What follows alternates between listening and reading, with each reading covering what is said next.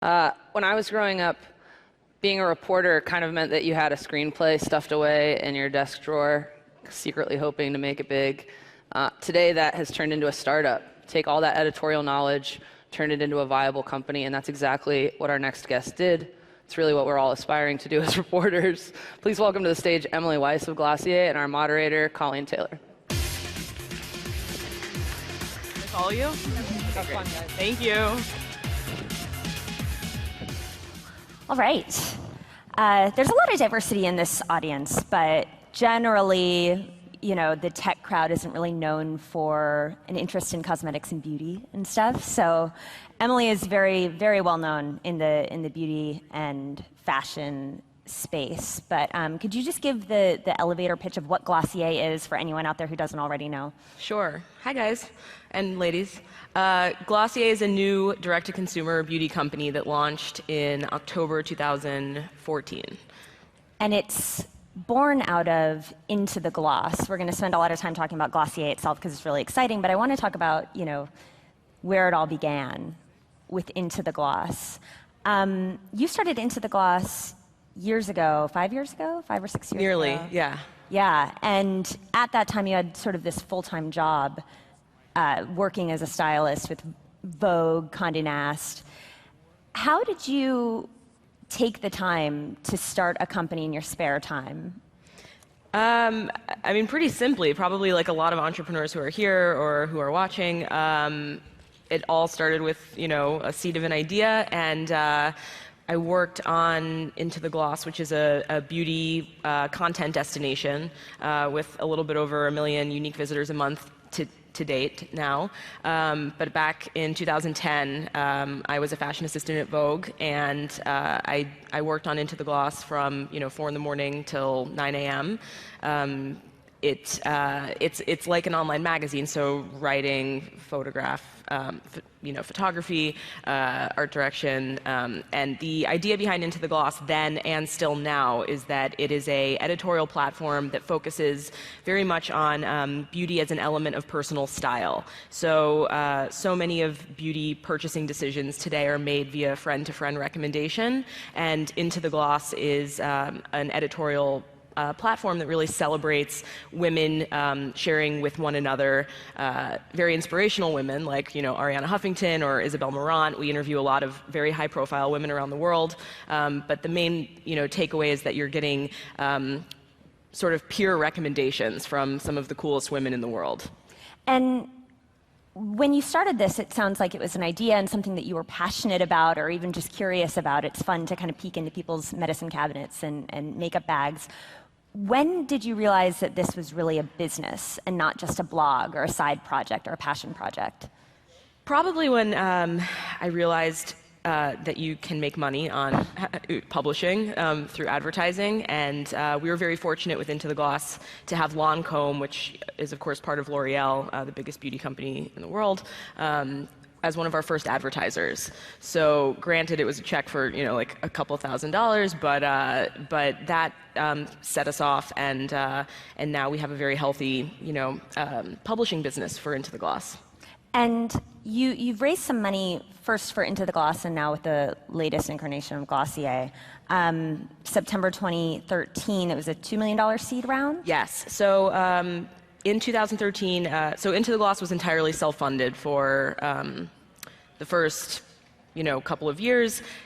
Then, as we set out to, I could hear you. Did you guys all hear her? It made me feel really important, though, like that I was getting touched up. So we raised $2 million because we were about to build Glossier, and of course, publishing online can be something that you can do for very little, with very little overhead, depending on what you're doing. But it's something that required very little resource. But creating a physical product line and the capital it takes to produce beauty products and create formulas from scratch and hire experts in the field, it certainly took a little bit of cash. So that's why we raised $2 million as a seed round back in 2013. It was led by Kirsten Green from Forerunner Ventures, who of course is behind Warby and Bonobos, Dollar Shave Club. So she has a lot of experience in retail and now the branded e-commerce space. It was very important to me to have a female venture capitalist as our lead investor. It was certainly one of the more fluid, natural conversations I had with venture capitalists because she, knew what foundation was. Right. And no offense to the guys out there, but yeah, so that was our first round, and then we closed a Series A in 2014, right before Glossier launched. That's led by Thrive Capital. And was there a difference that you saw at all in the response of investors from when you went out the first time to pitch a beauty-oriented company to the second time? Has it gotten better? Has there been more understanding in the investor community of how huge this market is? I wouldn't say there was a big sea change that I noticed from raising the seed to raising the Series A. I think there are a couple of things that remain true throughout both experiences. One is that beauty is a $250 billion industry. It's had several billion-dollar exits just in the last 10 years. So it's also an industry that hasn't changed an enormous amount. I would say in the last even 50 years. So I think it's an industry that is ripe for disruption. I think most venture capitalists recognize that. I also think they recognize the fact that Into the Gloss and our team had developed an enormous amount of trust with consumers around the world. We have a global following of women who never cease to inspire us and who never who always kind of push the company forward. It's very much a two-way conversation we have. And I think the smartest beauty companies and probably some of the smartest brands recognize that brands today are built, not just in a bubble. It's not kind of a one-way conversation.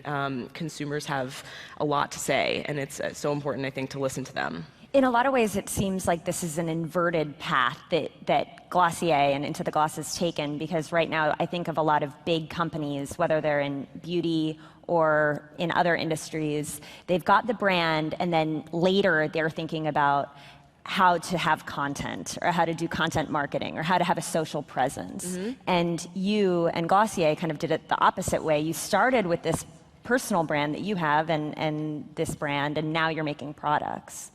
How has that path taken shape?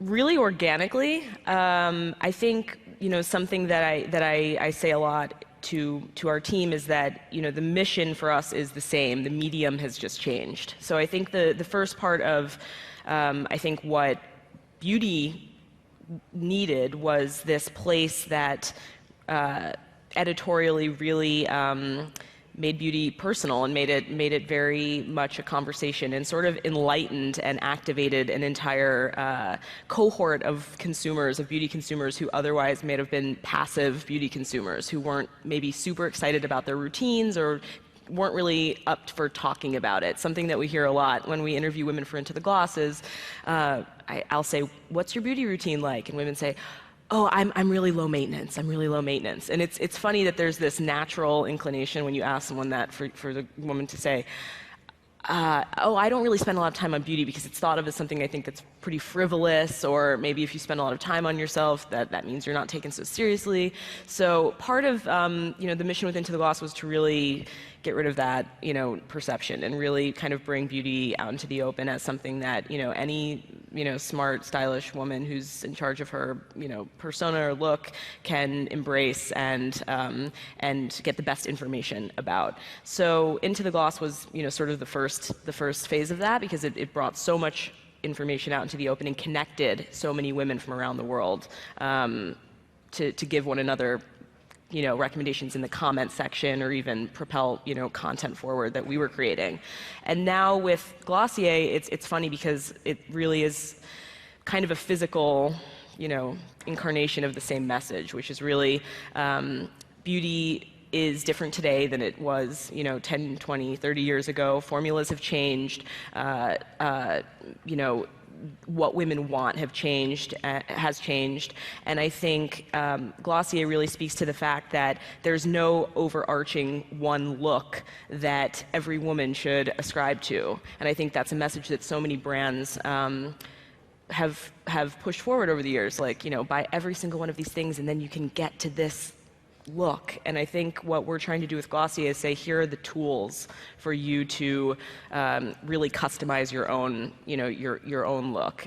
We're not going to tell you who to be. You can be the sort of whoever you want, and you can change your mind. And Glossier products are also, really affordable, I think, for women who are looking to get very luxurious quality products. And that's another thing that we want to do, is alleviate some of the stress that comes along with beauty, be it from a brand image perspective, or from a price point perspective, from a distribution perspective. We want to really make beauty modern. How did you think about what your first product was going to be? You have all of this data, you have these years of interviews that you've done about everything from perfume to soap to lipstick to mascara. How did you decide that your first products were going to be skincare products as opposed to all of the other types of things that are out there? It's interesting, that actually came super quickly to us, because skin, and this is one thing I've learned from being backstage at so many fashion shows over the years. I think we're in a moment right now where women are really understanding the importance of skin. I think skincare is something that you develop a routine, I think, or a woman develops a routine, and it's a very intimate connection with your skincare. You'll fuck around with makeup, like, oh, I'll change my lipstick, I'll have, I'll lose it, whatever, but skincare is kind of, it's very serious, very important. And so something we wanted to do is to create this, suite of super, essential core skincare products that made, getting ready really easy in the morning, or going to bed and, making sure you're taken care of very easy, and actually kind of fun. And that's something that the market hasn't seen a lot of, kind of like, I think, really cool skincare. How did you think about introducing these products? You did a lot of things on social, Yes. on Instagram. We launched on Instagram. Right. How can a brand launch purely through social, or does there need to be some sort of traditional marketing in there to really get the word out? How did you approach this? Yeah, I mean, I can only speak to what was right for us. We don't spend money on marketing. We didn't have money to spend on marketing. We decided that Instagram is really, I think, where, and this is totally, I don't know if this is fact, but for me, this is the truth, which is that I'm on Instagram more than I'm on any other social platform.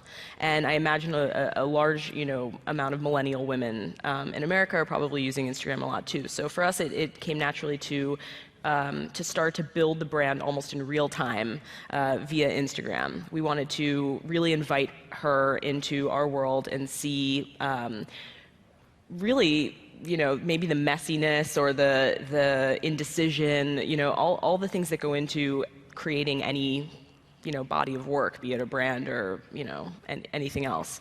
And she really became part of the brand in that way, and started to give us ideas, started to give us feedback. And for us, feedback has been, so important on every single level in building Glossier. How do you process that feedback? Because if you go to your website, or if you go to your Instagram page, you just see tons of comments, and there's so much chatter out there about your products. Yes. How do you sift through that? So we're working on that, because I think we can be much more sophisticated. At the moment, I sift through it just literally manually every night, going on #Glossier and liking everyone's pictures. But data, you're right. We have an enormous amount of data across multiple channels, and part of what we're really looking to do now in this next phase of Glossier, as we're going into the second half of the year, is really focus on our digital product, and thinking of what that's going to look like as we continue to kind of I hope break down walls between kind of content, community, and commerce. So we have these three sort of pillars, and these are things, I don't think this is, I'm unique in trying to kind of solve the content and commerce question, but I think for us, it's almost not even a question, it's almost a request from our users, because we're seeing so many behaviors from her, and so many, her demonstrates so many different behaviors that show that she wants to do more. She wants to be more involved. She wants to communicate more with other Glossier users. And so for us, a big part of Glossier will be, data, and will be, again, breaking down those walls. What is your tech team like now? It sounds like if you're going to be building these products, you need a solid team. Is that a big focus right now? It's a huge focus. So the way that we wanted to build Glossier has been very much, I think we've been successful in doing what we set out to do, which was first and foremost to create a brand that women wanted to switch to. And I think for beauty, you have so many choices. I mean, yes, it's a very disaggregated market, but there are so many choices on just every single product. You can get a cheaper one, you can get, one closer to home, but to get a better one, I think is something that we were really, really very serious about. And so we spent the first 6 months of Glossier really making sure that we created a brand that just was better, that women would try once and then they would repeat purchase, and we're already seeing that behavior. So now we're focusing on growing out our tech team. Right now we have a fantastic agency called Dynamo in Montreal who helped work with us on our MVP. I think it's a pretty good-looking MVP, but it's still a store, and we don't just want to be a really high-performing e-commerce store. So yeah, we're looking. How do you convince or recruit technology-oriented people to come to a beauty site? If someone is out there and they're an engineer and they don't think that they're interested in beauty or cosmetics, how does that conversation go when you're looking for those people? It's an interesting conversation. I think something that's so important for our company has been hiring people who are passionate about our mission. It doesn't mean that if you're, a dude, just because you don't, understand makeup at a fundamental level, it doesn't mean it's not the place for you. I think if you're, again, interested in data, interested in making women feel like they're building a company, because so many, again, of our customers are really co-conspirators with us in making this company happen, then you can be really excited about what we're doing. So I think it's just been and I'm not a technologist either, so there have been some interesting conversations, but I'm learning a lot, and I think we're just looking for the right partner who really understands the opportunity. And I also, last question here, the way that you launched Glossier was so interesting. It was a great post that you should all read, because I think it's an interesting way that you framed going from one level of your business to a totally different one. And you said, the sheer fact that there's a place on the internet that celebrates women's brains and beauty, fosters community, brings to light the best products in the world is enough to make me retire, take up golf, and sleep 8 to 10 hours a night. So you were already really proud of what you had done with Into the Gloss. How did you think about going and doing something else on top of that when you had already been so happy that you could just retire and take up golf? Where did that itch come from? I wonder why I said golf too. I know. I think the itch came from the same itch when I started Into the Gloss, which is I just didn't love the way I felt sort of at odds with a lot of elements in the beauty industry, just from a personal level. Like I don't see a brand that I can call my own. Like I don't see one that I want to wear that brand's sweatshirt, that I really identify as a woman with their values. I understand where it comes from. I understand, who's behind it. I understand what went into making these products. And for me, it was a really exciting challenge. It was a really exciting challenge to think, how can, if there were to be a truly modern, innovative beauty brand, what would that look like? One that I would really be proud to have as a consumer and identify as. And so that was Glossier.